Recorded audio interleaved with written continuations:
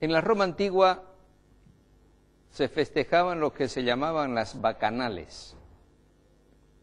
Baco, el dios del vino, se le rendía un culto de orgía, de comilonas y de mucha bebida. Pero esa fiesta tenía una característica interesante. La gente iba con máscaras, porque allí se dejaba de lado cualquier diferencia social. La máscara hacía que se escondiera la verdadera identidad de la persona. Cuando nosotros vamos a la palabra de Dios, al libro de Daniel, capítulo 2, y luego vamos al capítulo 7, encontramos que aquella estatua de diferentes metales coincide con 4 bestias que salieron de la tierra en Daniel 7. Encontramos también que al finalizar el sueño de Nabucodonosor ve que hay en los pies diferente metal, barro y metal. Pero ¿cuántos son los dedos de los pies? Son 10. Pero encontramos en la 4ª bestia de Daniel 7, encontramos a una bestia con 10 cuernos. Y encontramos que de entre los 10 cuernos sale un cuerno pequeño y crece mucho, arranca 3. Todo esto nos muestra que hay una identidad detrás de ese cuerno pequeño. Necesitamos entenderlo y ahora lo vamos a entender mejor. Eso es bueno. Ahora hablaremos acerca del reino de este pequeño cuerno. Hemos aprendido hasta ahora que él se levantará ¿cuándo? Cuando Roma se divide. Hemos aprendido que él viene de esta división y que se levanta de entre los 10 cuernos. Y hemos aprendido que él será diferente de los otros. Daniel 7, versículo 24. Y este poder se quedará con nosotros hasta que Jesús venga. Esto significa que si se levantó entonces, él debe estar aquí hoy. Echemos un vistazo a los atributos dados por Daniel sobre el reino del pequeño cuerno. Número 1. Él se levanta de la 4ª bestia, Daniel 7, versículos 7 y 8. ¿Todos están de acuerdo con este punto? Él se levanta de Roma. Es de allí de donde se levanta. Es un poder romano. Número 2. Se levanta de entre los 10 cuernos. Mire a los cuernos y aquí vino uno entre ellos, uno pequeño. Entonces, él tiene que levantarse en el oeste del Imperio Romano. Es un poder europeo. No puede ser otro poder en esta tierra. Se levanta después de los 10 cuernos. Entonces, él asume su posición de poder después del 476 después de Cristo. Y tras ellos se levantará otro. Después de ellos, tras ellos, versículo 24. Y es diferente, punto número 4, de los otros cuernos, el cual será diferente de los primeros. Versículo 24. Ese es el 4º criterio. Aquí hay otro criterio. Él se convierte en el más grande, impresionante que los otros. Este cuerno se veía más impresionante que los otros. Versículo 20. Aquí hay un poder que se convierte en más grande que los otros reinos. ¿Y saben qué? No tendría que ser tan difícil ver lo que la Biblia está diciendo. Incómodo, seguro, pero no tan difícil. Este poder arranca 3 reinos, ante el cual había caído 3, versículo 20. Este cuerno tenía ojos como de hombre y una boca que hablaba palabras contra el Altísimo. Versículo 8 y versículo 25.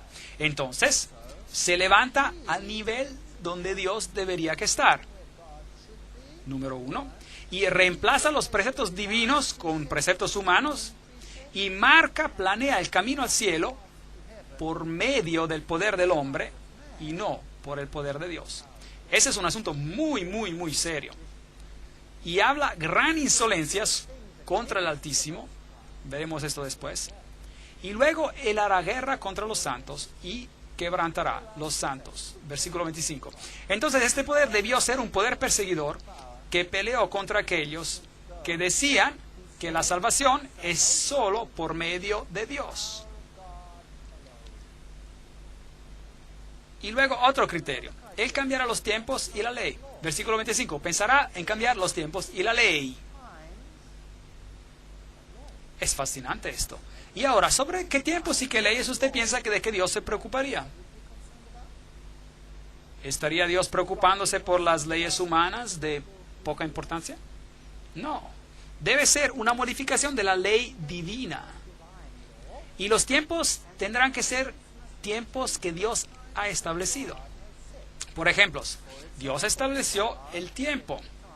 Y fue la tarde y la mañana del primer día. Y fue la tarde y la mañana del segundo día. De tarde a tarde se medían los días. Así fue al comienzo. Luego habían fiestas y festivales y los tiempos que fueron establecidos. ¿Podría cambiar este poder todo esto? Fascinante. Ese es el criterio número 9, dado en el libro de Daniel. Daniel es muy preciso. Y él, este poder, reinará y serán entregados en sus manos hasta tiempo, tiempos y medio tiempo. Tiempo, tiempos y medio tiempo. 3 años y medio proféticos. Vamos a hablar sobre esto después. Fascinante, versículo 25. Y devorará toda la tierra. La cuarta bestia será diferente y a toda la tierra devorará. El componente diferente de la bestia devorará toda la tierra y la trillará y la despezará. ¿Incluye esto a los Estados Unidos de América? ¿Y ustedes creen que Estados Unidos están siendo controlados por alguien más? ¿Creen que quizás ahora mismo están siendo controlados por alguien más? ¿La superpotencia de Estados Unidos? ¿O que la potente Rusia? ¿O acerca de cualquier otra nación potente como China? ¿Creen que está siendo controladas por alguien más?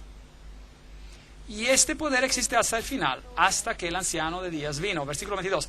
Ahora, yo no me estoy inventando esto. Esto está escrito en el libro de Daniel. Puede conseguir el libro de Daniel y puede leerlo usted mismo. Y el criterio final, su reino será quitado al final de los tiempos. Pero se levantará el juez y le quitarán su dominio para que sea destruido y arruinado hasta el fin. La Biblia dice que será destruido por el resplandor de la venida del Señor. Así que ningún poder de esta tierra le va a quitar su poder. Dios mismo va a intervenir. 13 criterios. Hay solo un poder en todo el mundo que cumple con esos criterios a lo largo de la historia y con sus otras calificaciones. Una situación muy lamentable. Ahora, no quiero ofender a nadie esta noche y no quiero lastimar a los sentimientos de nadie. Pero el hecho del asunto es, este poder es tan claramente identificado que yo mismo, que hacía parte de este poder, tuve que renunciar a ese poder y dejarlo. Yo mismo fui afectado. Y yo me quedé en un estado de shock, pasmado, cuando encontré esta verdad. Y de hecho me puse físicamente enfermo cuando descubrí esto. Entonces, ¿quién es este poder? Se levanta de la cuarta bestia, se levanta de entre los 10 cuernos, después de los 10 cuernos, es diferente a los otros. Cuando la última ola de las invasiones de los bárbaros agotó su fuerza, la faz de Europa había sido transformada. Reinos germánicos independientes habían sido fundados sobre las ruinas del Imperio Romano. Eso se encuentra en la historia de la Iglesia, página 175. Sobre las ruinas, desde las ruinas del Imperio Romano gradualmente se levantó una nueva orden de estados que tenían como su punto, su enfoque central, la sede papal. Entonces, inevitablemente, el resultado fue una orden no solo nueva, pero muy diferente de la anterior. La iglesia y las iglesias, página 42-43. Esta es una fuente católica romana diciendo que se creó una situación diferente de lo que había antes. Hay 2 teorías sobre el anticristo en el mundo hoy en día que se enseñan en casi cada iglesia del mundo.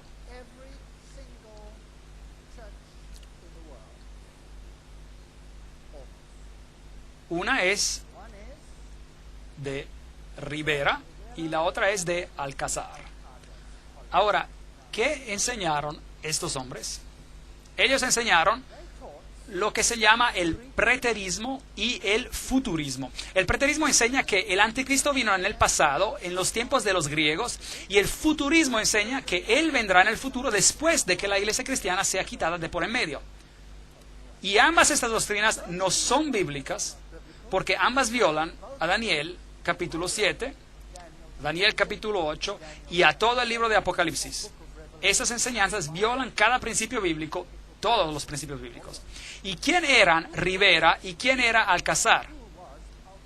Bueno, los dos eran jesuitas. Entonces, estas eran doctrinas promulgadas en el mundo después de la Reforma por la Iglesia romana misma, para quitar el énfasis de sobre el papado y ponerlo en dos direcciones diferentes. El historiador C.C. Eckhart dijo: cuando el Imperio Romano fue desintegrado y su lugar había sido quitado por un número de rudos reinos bárbaros, la Iglesia Católica Romana no solo ganó independencia del Estado sobre asuntos religiosos, pero dominaba también sobre los asuntos seculares. El papado y los asuntos mundiales, página 1.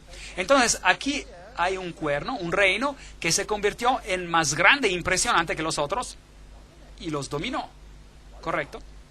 El historiador Thomas Hobbes dice: si una persona considera el origen del gran dominio eclesiástico, fácilmente ella percibirá que el papado no es más que el fantasma del Imperio Romano difunto, sentado y coronado sobre la tumba de él mismo. Ok, entonces Roma no se ha completamente ido. Se llama la Iglesia Católica Romana, ¿correcto? Entonces Roma no está totalmente acabada. La fuente de esta cita es el Leviatán, página 457. Será diferente de la primera. Vimos que Roma dice: si somos diferentes, porque ahora es un poder religioso que ejerce influencia política. Más grande, impresionante que sus compañeros. Daniel 7:20. Él será más grande que los otros reyes. ¿Los reyes de Europa se inclinaron al papado? Sí, a veces sí y a veces no. Y si no, se inclinaban pues al final fueron subyugados y tuvieron que inclinarse. A la larga tuvieron que venir como Federico de Alemania, que tuvo que pararse descalzo en la nieve, esperando por un indulto para que se le regresara su reino. En los Sacrosantos Concilios, volumen 13, Roma dice: definimos que la Santa Sede Apostólica, el Pontífice Romano, mantienen la primacía sobre ¿cuánta parte del mundo? Sobre todo el mundo. Interesante.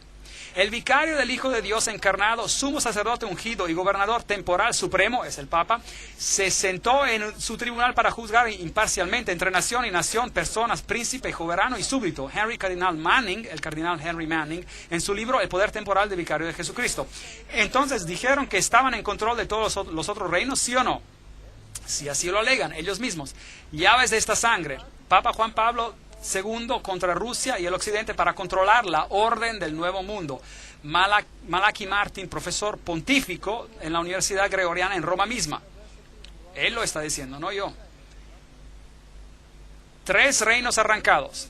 Entonces tuve el deseo de saber acerca de la cuarta bestia, que era tan diferente de las otras, asimismo de los 10 cuernos que tenía en la cabeza y del otro que había salido, ante el cual habían caído 3. Daniel 7, 19, 20. Si Roma alega que los 3 fueron arrancados porque eran arianos, es decir, que no creían en Cristo, que Cristo era Dios, que es una de las enseñanzas de Roma. Pero veremos que es solo una enseñanza exotérica de Roma. Hay otra enseñanza de Roma que es esotérica, es una enseñanza escondida que dice algo completamente diferente. Pero eso será parte del tema de otra conferencia. Tenían ojos como uno de hombre y una boca que hablaba con gran insolencia. Aquí hay un sistema que se establece sobre Dios y que habla contra el Altísimo y quebrantará a los santos. También se le dio boca que hablara arrogancias y blasfemias, dice Apocalipsis 13:5. Blasfemias. ¿Y qué es blasfemia? Se le permitió hacer guerra contra los santos y vencerlos. Apocalipsis 13:7. ¿Hizo esto la iglesia romana? Absolutamente. Daniel 7:25. Hablará palabras contra el Altísimo, a los santos del Altísimo quebrantará y pensará en cambiar los tiempos y la ley. Claro que no se puede cambiar la ley de Dios, es solo que este poder piensa que él puede. Y los santos serán entregados en sus manos hasta tiempo, tiempos y medio tiempo. Primero veamos a la definición bíblica de blasfemia y después vamos a ver esos textos. Y veamos si Roma cumple con los requisitos. Bueno, encontramos esta definición de blasfemia en Juan capítulo 10, versículos 30 hasta 33. Y el Padre y yo somos uno, dice Jesús. Jesús dice que Él es Dios. Y le respondieron los judíos diciendo, por buena obra no te apedreamos, sino por blasfemia, porque tú, siendo hombre, te haces Dios. Así que la definición en la Biblia de blasfemia es si alguien dice que Él es Dios. Bueno, hay muchas personas que blasfeman en el mundo hoy en día, pero bueno, esta es la definición. La otra definición que encontramos es en Lucas, donde dice, al ver él la fe de ellos, le dijo, hombre, tus pecados te son perdonados. Es Jesús que habla. Entonces los escribas y los fariseos comenzaron a pensar y diciendo, ¿quién es este hombre que habla blasfemias? ¿Quién puede perdonar pecados sino solo Dios? Así que hay dos definiciones bíblicas de blasfemia. Una es si dices ser Dios y la otra es si dices que puedes perdonar pecados. Bueno, ¿qué dice Roma? Aquí está la Enciclopedia Católica, volumen 12, artículo sobre el Papa, y dice, esta autoridad judicial hasta incluye el poder para perdonar pecado. Entonces Roma dice que puede perdonar pecados. El sacerdote católico, página 78, dice, busca donde quieras por los cielos y la tierra y encontrarás a un ser creado, uno solo, que puede perdonar el pecado. ¿Quién puede librarlo de las cadenas del infierno? Ese ser extraordinario es el sacerdote católico romano. Interesante. Tú eres un sacerdote eterno, dice el obispo que lo ordena. Él ya no es un hombre, un hijo de Adán pecador, pero un alter Christus, otro Cristo. Eso es interesante. Otro Cristo en el lugar de Jesucristo, en griego es anticristos, es decir, anticristo, en el lugar de Cristo. Para siempre un sacerdote del Altísimo, con poder sobre el Altísimo. Esto es serio. Decir que tú tienes más poder de Dios. El Papa no solamente es el representante de Jesucristo, pero Él es Jesucristo mismo, ocultado en el velo de la carne. El Nacional Católico, julio de 1895. Así que Roma siempre alegó estar en el lugar de Dios. Dios mismo está obligado a atenerse al juicio de sus sacerdotes y de no perdonar o perdonar de acuerdo según si ellos, los sacerdotes, rehúsen o den absolución. La sentencia del sacerdote precede y Dios la suscribe. Dignidades y funciones del sacerdote, volumen 12, páginas 27. Increíble. Así que la Iglesia Católica dice quién está salvo y quién está perdido. Y Dios no tiene elección. Tiene que atenerse al juicio de ellos. Y si ellos dicen no, Dios no puede decir sí. Entonces, ¿quién es más poderoso, ellos o Dios? Ellos son. ¿Es esto blasfemia, sí o no? Esto es blasfemia del más alto orden. El cardenal Bellarmín dice, todos los nombres que en las Escrituras se aplican a Cristo, por virtud de los cuales está establecido que Él está sobre la Iglesia, todos los mismos nombres son aplicados al Papa. Eso significa que Él, el Papa, asume el lugar de Dios. Entonces Él cumple con esta característica. Dado en Roma desde nuestro palacio el 10 de febrero de 1817 de la jurisdicción 14 del Sacrosanto Pontífice y Padre en Cristo y nuestro Señor, nuestro Dios, el Papa León XII. Así que el Papa mismo se hizo coronar Dios. Ocupamos en esta tierra el lugar del Dios Todopoderoso. Las grandes cartas encíclicas eclesiásticas del Papa León. ¿Sabían que cuando el papado hoy escribe una encíclica, siempre firma la encíclica? Y de hecho, por ejemplo, el Papa Juan Pablo II, en otras palabras, hacía esto, firman dado por nosotros, letras mayúsculas, en nuestro, letras mayúsculas, pontificio. Interesante, porque Dios dice, hagamos al hombre a nuestra imagen, letras mayúsculas. Así que el papado toma la prerrogativa y hasta estos días, por sus escritos, ellos alegan tener y ser el poder de Dios. Entonces, Roma cumple con este requisito. El Sacrosanto Consejo definimos que la Santa Sede Apostólica y el Pontífice Romano ocupan la primacía sobre todo el mundo. Ahora, este poder finalmente tomaría el control de todo el mundo. ¿Roma realmente controla el mundo? Ridículo. ¿Realmente lo cree? ¿Creen que es posible? Bueno, vamos a tener mañana una conferencia sobre las sociedades secretas. Si yo fuera usted, no me la perdería. Tomás de Aquino escribió: el poder secular, este es el gran filósofo católico que es citado por Juan Pablo II más que cualquier otro filósofo de la Iglesia Católica Romana, y él escribe: el poder secular está sujeto al poder espiritual, así como el cuerpo está sujeto al alma. Y por eso no es una usurpación de la autoridad si el prelado espiritual interfiere en las cosas temporales con respeto a los asuntos en los cuales el poder secular está sujeto a él. Así que todos están sujetos a Roma. El Consejo de Trento declaró: todo poder temporal es de él. El dominio, la jurisdicción y el gobierno de toda la tierra es de él por derecho divino. Todos los soberanos de la tierra son sujetos a él y deben someterse a él. Ese era el Consejo de Trento. Es el consejo que terminó el ataque de la Reforma.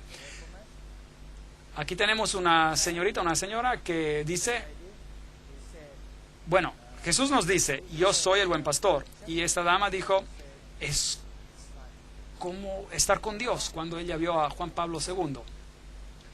Este poder quebrantaría a los santos. Se le permitió hacer guerra contra los santos y vencerlos. Apocalipsis 13:7. Bueno, Tomás de Aquino dijo que los herejes declarados culpables deben de ser puestos a muerte, tanto como los otros criminales. La Iglesia Católica respeta la libertad de conciencia y la libertad. Sin embargo, cuando viene enfrentada por herejía, ella recurre a la fuerza, al castigo corporal, a la tortura. Ella aprendió en Italia las hogueras, las piras funerarias de la Inquisición. Profesor católico Alfred Baudrillard, la Iglesia Católica, Renacimiento y Protestantismo. Sí, ella lo admite. Aquí está la Chiesa del Gesù, que es la sede de los jesuitas. Aquí está el juramento que los jesuitas hacen, que básicamente dice que ellos pueden deshacerse de cualquier rey hereje en el mundo entero, de cualquier Commonwealth, Estado libre y soberano, o gobierno que no quiera someterse al papado, y cualquiera que no quiera someterse a la autoridad del pontífice romano puede ser, con confianza, destruido. Así que la Iglesia gobernó como una mujer gobernando sobre reyes, y es así como ella se ha descrito a lo largo de toda la historia. La Inquisición, bueno, la Inquisición nos dice que ella quebrantó a los santos. La Torre de Londres, la Haya en Holanda, los Países Bajos. ¿Cuál es la definición de herejía? En griego, heresis es escoger, decidir por uno mismo lo que uno cree y practica. Entonces, eso es herejía. Entonces, ¿quién debe decidir por ti? Roma debe decidir por ti lo que debes creer. Y si no cumples con esto, bueno, entonces debe ser eliminado, debe ser erradicado. Bueno, estamos avanzando hacia unos tiempos asombrosos en el mundo en el que vivimos hoy. Esos son algunos de los instrumentos de torturas que ellos utilizaban. Esas tenazas terribles de aquí se abrían y se podían cerrar, y venían como dos baldes pequeños haciendo una pequeña bolita, y ellos ponían brasas allí y se arreglaban contigo de esa manera. Y te ponían estos grilletes en los tobillos, noten las puntas por dentro, esas penetraban directamente al hueso, eran bien malvados. Este iba alrededor del cuello y ellos apretaban el tornillo y el tornillo empujaba directamente en su nuez de Adán. Y de hecho, General Franco, en los 1970, en España, todavía utilizaba este instrumento de tortura. ¿Pueden imaginarse eso? ¿Cuán primitivo se puede volver uno? Y los tepos y los tornillos de mariposa y esta cosa terrible. Por aquí donde te alzaban boca abajo con tus manos atrás de la espalda y te levantaban de esta manera en alto y te colgaban del techo, y luego sujetaban esta bola en un estante alto y esta piedra pasaba a tus pies y la rodaban hacia abajo y te arrancaban tus brazos. Muy cruel lo que hacían. Esta es una representación de las hogueras, las estacas de la Inquisición, y mataron literalmente a millones y millones de personas. Este es un famoso monumento de los hugonotes en África, donde los franceses hugonotes escaparon y después de la gran masacre donde los hugonotes fueron masacrados en la matanza de San Bartolomé, y se representaron como una mujer, una iglesia escapando con una Biblia en su mano y las cadenas de Roma arrancadas. Bueno, tengo noticias para ustedes. Esta mujer está nuevamente encadenada, y cada otra mujer en el planeta, hablando de iglesias, está nuevamente encadenada. Cambiará tiempos y leyes. Pensará en cambiar tiempos y la ley. Daniel 7:25. ¿Alega el Papa que cambió la ley de Dios? Claro que sí. Decretal de translat episcop. El Papa tiene poder de cambiar tiempos, de revocar leyes y prescindir de todas cosas hasta de los preceptos de Cristo. Eso es arrogancia de la más elevada. Entonces ellos dicen que pueden cambiar estas cosas. ¿Cambió el papado los tiempos? Ciertamente lo hicieron. ¿Qué calendario usamos hoy en día en el mundo? ¿Quién sabe? Estamos guardando el calendario gregoriano. ¿Quién era Gregorio? Él era un papa. ¿Y el tiempo fue cambiado? Sí. ¿Con la autoridad de quién? De los astrónomos jesuitas. ¿Qué cambiaron? Cambiaron la Pascua. Movieron la fiesta de la Pascua para que estuviera conforme a la fiesta de Ishtar. De hecho, en inglés la fiesta hasta la llamaron así, Easter de Ishtar, la fiesta de Pascua. Y por eso, mientras que el Pasch, como se llamaba la Pascua entre los primeros cristianos, era celebrado de acuerdo a la nueva luna, y la Pascua hebrea podía tomar lugar en cualquier día de la semana, dependiendo de cuándo la nueva luna aparecía. Entonces el papado cambió esto y siguió el simbolismo de los saduceos, que estaban formados en Alejandría en la enseñanza oculta, y mudaron la fiesta conforme a la fiesta de Ishtar. Y ahora la Pascua cae solo en un domingo y nunca coincide con la Pascua original. Es posible, con el calendario que tienen, que en algún momento de la historia pueda coincidir con la Pascua original. Y entonces, ¿qué decreto hace el papado? Si ocurre que la fiesta cae en el día de la Pascua original, entonces el papado cambia la fiesta de una semana para que como quiera caiga en un domingo. Entonces ella cambió los tiempos y las fiestas, no cabe duda. También, desde esos tiempos, estamos marcando los días de medianoche a medianoche y no de atardecer a atardecer. Y luego la Iglesia ha revocado leyes y prescindido de todas las cosas hasta de los preceptos de Cristo. El Papa puede modificar la ley divina, prompta biblioteca. ¿Quién le da el derecho al Papa de modificar la ley de Dios? Los 10 mandamientos, así como fueron originalmente dados por Dios en las primeras tablas: no tendrás dioses ajenos delante de mí. Luego hay este gran mandamiento que dice: no adorarás a ídolos. Y luego no tomarás el nombre de Dios en vano. El mandamiento del sábado es muy prominente ahí. Y luego tenemos los mandamientos dictando la relación entre hombre y hombre. Honra a tu padre y a tu madre, no matarás, no cometerás adulterio, no robarás, no darás falso testimonio y no codiciarás. Aquellos son los mandamientos como están en la Biblia. Si tomas el catequismo católico, verán que el segundo mandamiento ha sido removido: no tendrás otros dioses. Y no harás, y dice, él podrá cambiar leyes. Claro, él dice: yo soy el Señor tu Dios, no tendrás dioses extraños ante mí, no tomarás el nombre del Señor tu Dios en vano. Así que el segundo mandamiento ya no existe, y este se ha movido a un mandamiento más arriba. Acuérdate del sábado para santificarlo, pero ¿qué hicieron con eso? Veremos eso en un momento. Y por eso solo tienen 9 mandamientos, y para obtener el 10º, toman el mandamiento número 10 sobre codiciar y lo dividen en 2. No codiciarás la esposa de tu prójimo y no codiciarás los bienes de tu prójimo. Muy fascinante. Recuerda que el original aquí dice: no codiciarás la casa de tu prójimo y no codiciarás la esposa de tu prójimo. Así que dieron la vuelta a la secuencia. ¿No es eso fascinante? Hasta tienen el descaro de cambiar la secuencia del mandamiento, y como si tuvieran derecho de hacerlo. La Enciclopedia Católica dice: la Iglesia, después de cambiar el día de descanso del sábado judío o el día séptimo de la semana al primero, hizo que el tercer mandamiento se refiriera al domingo, porque ya el segundo había sido sacado, como el día de guardar santo, como el día del Señor. Enciclopedia Católica. Entonces cambiaron los tiempos hasta el día de adoración, que era el día séptimo, fue cambiado al primer día de la semana. Mateo 5:17 dice, no penséis que he venido a abolir la ley y los profetas, no he venido a abolir, sino a cumplir, a vivir los mandamientos en su vida, dijo Jesús. Aquí está el Convert's Catechism of the Catholic Doctrine, el catequismo del convertido sobre la doctrina católica en inglés, y a página 50 dice, pregunta, ¿cuál es el día sábado? Respuesta, sábado es el día de reposo. La Iglesia Católica está bien consciente de ello. Lo saben. Pregunta, ¿por qué observamos el domingo en vez del sábado? Respuesta, observamos el domingo en vez del sábado porque la Iglesia Católica en el Consejo de la Odisea transfirió la solemnidad del sábado al domingo. Entonces, ¿cambió ella tiempos y leyes, sí o no? Si ella lo hizo. Tiempo, tiempos y medio tiempo. ¿A qué se refiere eso? Y serán entregados a sus manos hasta tiempo, tiempos y medio tiempo, los santos.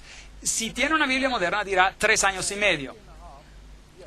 Ahora, los años proféticos son diferentes de los años normales. Un año, en sentido profético, tiene 360 días, porque el año hebreo tiene 360 días.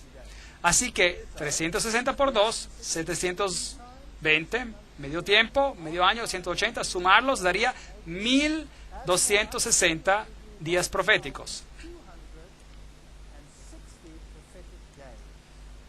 Ahora, eso se convierte en 1260 años literales. Solucionemos esto. Con la conquista de Roma por Belisario, comienza la historia medieval. Entonces, cuando Roma se conquistó y los ostrogodos fueron removidos, la historia medieval empezó. Philip Schaff dice, Vigilius ascendió a la silla papal 538 después de Cristo bajo la protección del ejército de Belisario. Entonces, ¿cuándo el pequeño cuerno asume su autoridad? La respuesta es 538 después de Cristo, porque el último de los cuernos de los reinados que impedían a su avance eran los ostrogodos, y ellos fueron removidos en el 538 después de Cristo, y Vigilius asciende a la silla papal. Entonces el dominio romano comienza. Otro se levantará después de ellos. Los 10 reinos establecidos en el año 476 después de Cristo, después de ellos, en el 538 después de Cristo, el reinado papal comienza de acuerdo a un decreto que fue hecho por el emperador Justiniano de Roma, quien dijo que el papa sería el corrector de los herejes y el gobernador de todas las iglesias. Ahora, 538, si usted le añade 1260 años, llega a 1798. 1798. ¿Qué pasó en el año 1798? Berthier entró a Roma el 10 de febrero del 1798 y proclamó una república. Media Europa pensó que el veto de Napoleón sería obedecido y que con el papado, y que con este veto, el papado moriría. Así que exactamente de acuerdo con el tiempo profético, y la Biblia nos dice de tomar un día por un año, exactamente de acuerdo a ese tiempo, cuando el reloj profético llegó al año 1798, el poder temporal del papado fue detenido por un tiempo. Entonces la profecía de 1260 años, 476 después de Cristo, los 10 reinos fueron establecidos. 538 después de Cristo, el obispo es oficialmente reconocido como el soberano de todas las iglesias, el obispo de Roma, el papa. 1960 años de tiempo profético nos traen a 1798 y se cumplió. Su dominio se terminó. 1260 años estaban basados sobre 1260 días, que es lo mismo que 3 años y medio proféticos, y que también es lo mismo que 42 meses. 42 por 30, 30 días es el mes bíblico, 42 por 30 es igual también a 1260. Ahora, en Apocalipsis 12, versículo 6 leemos, 1260 días. Esos son los 1260 días. En Apocalipsis 12, 14, un tiempo, tiempos y la mitad de un tiempo. Vea cómo Apocalipsis toma el tema de este poder y lo trae al corazón del Apocalipsis. Aquí están todos mencionados. Daniel 7:25, tiempo, tiempos y medio tiempo, refiriéndose a este poder. Daniel 12:7, por tiempo, tiempos y la mitad de un tiempo. Apocalipsis 11:2, 42 meses. Apocalipsis 11:3, 1260 días. Apocalipsis 12:6, 1260 días. Apocalipsis 12:14, un tiempo, tiempos y la mitad de un tiempo. Apocalipsis 13:5, 42 meses. Todos esos textos se refieren al mismo poder. Noten cómo están. 1, 2, 3, 4, 5, 6, 7. La Biblia es fantástica. Lo que se nos está diciendo es que este poder se establecería a sí mismo como otro Dios, porque 7 es el número de Dios, y asumiría todas estas características. Vi una de sus cabezas como herida a muerte, pero su herida mortal fue sanada. Roma recibe una herida como el poder del cuerno pequeño, pero va a ser sanada. Y después toda la tierra se maravilló en pos de la bestia. Apocalipsis 13:3. Entonces este mismo poder que reinó sobre los santos por 1260 días recibe una herida mortal en el 1798 y se levantará nuevamente y toda la tierra será sujeta a esta. Es lo que la Biblia dice. También se le dio autoridad sobre toda tribu, pueblo, lengua y nación. Apocalipsis 13:7. ¿Esto incluye a los Estados Unidos? ¿Esto incluye a mi país? Sí los incluye. Ronald Reagan y el papado hicieron una alianza santa. Es una historia fascinante. Tenemos que comentar sobre esto con un poco más detalle. Así que hasta el poderoso Estados Unidos se ha sujetado a este poder.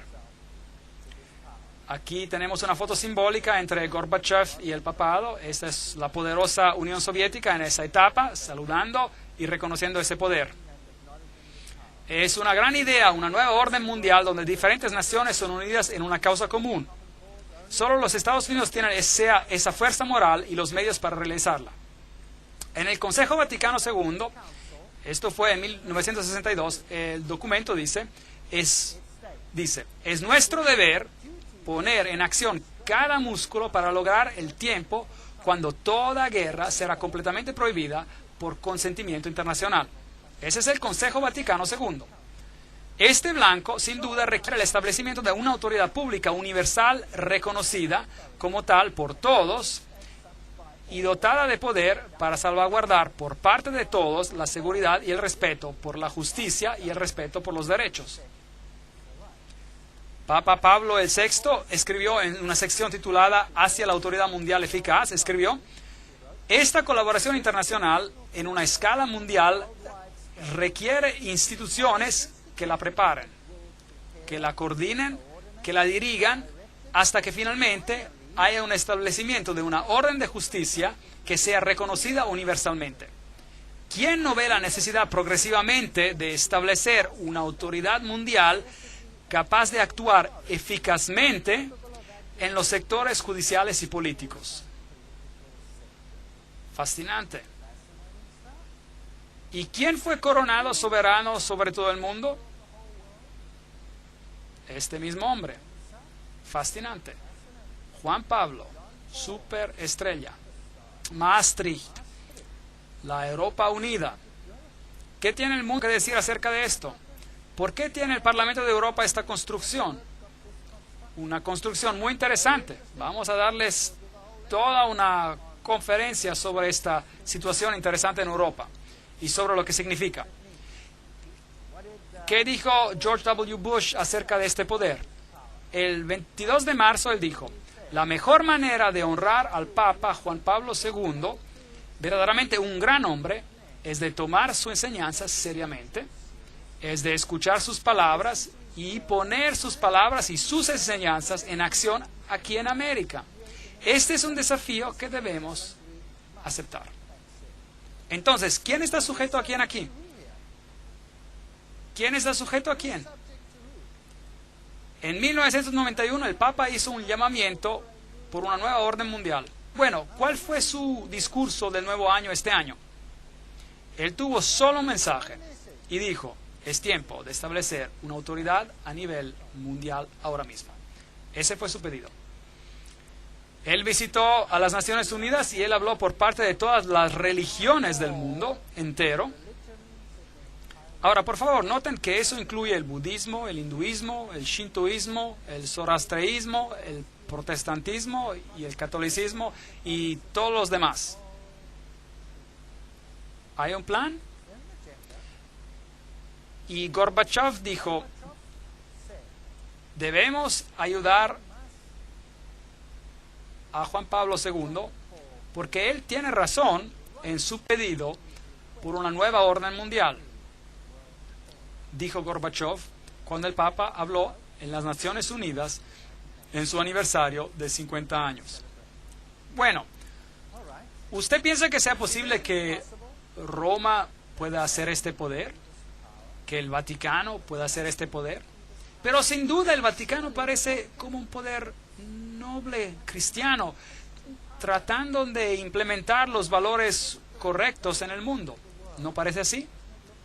Recuerde lo que la Biblia dice sobre el hombre de perdición. Judas parecía uno de ellos, pero él traicionó a Jesús con un beso.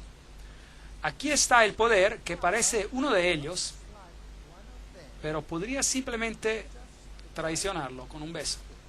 Tendremos que examinar los secretos de las sociedades secretas para saber de qué se trata en todo esto. ¿Qué enseñaron los reformadores sobre este poder? Muchos grandes cristianos de los tiempos de la Reforma y post-Reforma compartían esta visión de la verdad profética e identificaban al anticristo con el papado romano. Entre ellos, los que compartían esta interpretación, había los valdenses, los husitos, Wycliffe, Lutero, Calvino, Zwingli, Melanchthon, el teólogo bautista Juan Hill, los mártires Cranmer, Tyndale, Latimer y Ridley. Todos ellos dijeron que Roma era el anticristo. Veamos lo que dijo Martín Lutero. Lutero dijo, sé que el Papa es el anticristo y que su asiento es el de Satanás mismo. El papado representa una persecución general por orden del pontífice romano con el propósito de hacer, caer y destruir almas. Es una declaración bien directa. Él nos rodeaba con las palabras en esos días. ¿Qué dijo Juan Calvino? Él dijo, llamamos al pontífice romano el anticristo. Interesante. ¿Qué dijo Juan Wesley? Él dijo, él es en el sentido más categórico el hombre de pecado porque aumenta de toda manera de pecado por encima de cualquier medida. Eso dijeron los reformadores. ¿Qué dijo Juan Knox? Él dijo, el Papa debería ser reconocido como el mismo anticristo. Bueno, los reformadores no querían que nadie se olvidara. Así que en Nuremberg, en Alemania, la sede del protestantismo, en la alcaldía de la ciudad, tienen una escultura presentada sobre dos puertas. Y si mira por aquí, encontrará algo muy interesante. Encontrará la profecía de la cual hablamos esta noche. De un lado tenemos un león con alas de águila. Y tenemos un soberano al lado de él y se nos dice, ¿quién es él? Es Nabucodonosor. Entonces, ¿quién dijeron los reformadores que era el león con las alas de águila? Babilonia. Si va al otro lado de la puerta, tenemos un oso con 3 costillas en su boca y pusieron un rey al lado de él. Un rey poderoso para decirnos quiénes creían que representaba. ¿Y quién era este? Esta era Ciro el Grande. Entonces, nos están diciendo que estos eran los medos y los persas. Los reformadores no rodearon palabras, lo pusieron en piedra. Usted puede ir a verlo hoy. Si va al otro lado, verá otra puerta, y es así como se ve. Y vayamos un poco más cerca, hay un leopardo con 4 cabezas, y a quién pusieron al lado de él para decirnos quién creían que era este poder, Alejandro el Magno. Entonces identificaron esta bestia con Grecia, y al otro lado hay una bestia terrible con 10 cuernos, y tienen un emperador poderoso allí. ¿Y quién es él? Él es Julio César. ¿Y quiénes dijeron que era? Ellos dijeron que era Roma. Y luego por aquí tienen esta pequeña estructura saliendo de entre ellos y tienen la cara de hombre y tiene esta pequeña corona extraña. Y no dejaron misterio sobre la identidad de esta bestia. Dijeron que era Roma. ¿Quién enseña esto hoy todavía? Nadie. Nadie lo enseña. ¿Las iglesias cristianas lo enseñan? No lo hacen. De hecho, todas se han unido al movimiento ecuménico que dice, aceptamos nuevamente a Roma como nuestro líder espiritual. Todas las denominaciones cristianas son parte del movimiento ecuménico. Y todas ellas dicen ponme de vueltas las cadenas. Qué triste. Nadie os engañe de ninguna manera, pues no vendrá sin que antes venga la apostasía y se manifieste el hombre de pecado, el hijo de perdición, el cual se opone y se levanta contra todo lo que se llama Dios o es objeto de culto, tanto que se sienta en el templo de Dios como Dios, haciéndose pasar por Dios. 2 Tesalonicenses 2, 3, 4. ¿Esto tiene sentido ahora? Claro que sí. Engañarán, si es posible, aún a los escogidos. Mateo 24, 24. El vestido del cristianismo es tan perfecto que no vemos el centro del ocultismo detrás de esto. ¿Quién verdaderamente está en control aquí? ¿Quién está detrás de todo esto? ¿Qué poder está en Roma? ¿Quién es el Papa Negro?